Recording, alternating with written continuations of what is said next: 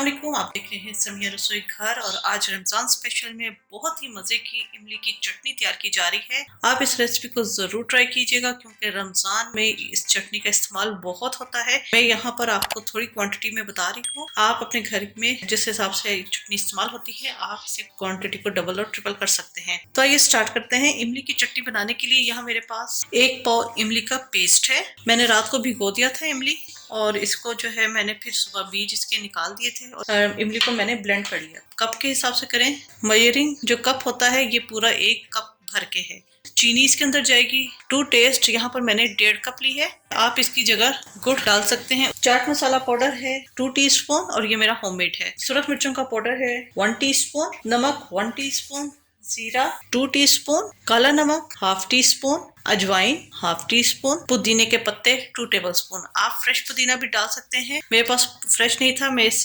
पुदीने को actually dry कर रही थी तो मैं इसके अंदर ड्राई पुदीना डाल रही हूँ। आप इसके अंदर फ्रेश पुदीना डाल सकते हैं। तो ये स्टार्ट करते हैं। यहाँ मैंने देगची ले ली है और इसके अंदर मैं ये इमली का पेस्ट डाल दूंगी। चूल्हा ऑन करेंगे।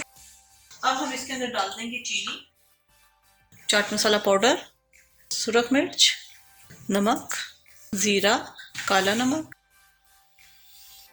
अजवाइन।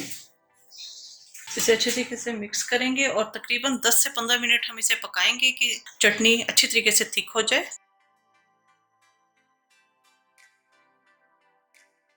10 से 12 मिनट मैंने इस चटनी को कुक किया है। जब ये इस फॉर्म में आ जाए तो इट्स मीन आपकी चटनी तैयार हो चुकी है, क्योंकि ठंडी होने के बाद ये मजीद और गाढ़ी हो जाएगी। तो यहाँ पर मैं इसका चूल्हा बंद कर दूंगी और इसको हम ठंडा होने के लिए रख देंगे। पुदीने के पत्ते हैं, इनको हमने अभी नहीं डालना बल्कि तब डालेंगे जब ये अच्छी तरीके से ठंडी हो जाएगी। ये देखें, आप इसका टेक्सचर देख सकते हैं।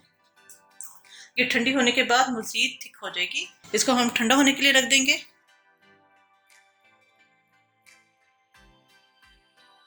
ये देखें, चटनी ठंडी हो चुकी है और कितनी थिक हो चुकी है। इसके अंदर अब हम डाल देंगे पुदीने के पत्ते। ड्राई डाल रही हूँ, आप फ्रेश चॉप करके डाल दीजिएगा। इसको हम मिक्स करेंगे और बेहतरीन सी इमली की चटनी हमारी तैयार हो चुकी है। इसको मैं बोतल में डाल दूंगी। आप इस क्वांटिटी को डबल और ट्रिपल कर सकते हैं। अच्छा, मीठा आपको लग रहा होगा कि बहुत तेज होगा, लेकिन क्योंकि ये प्योर इमली की चटनी है तो इसके अंदर मीठा इतना जाएगा।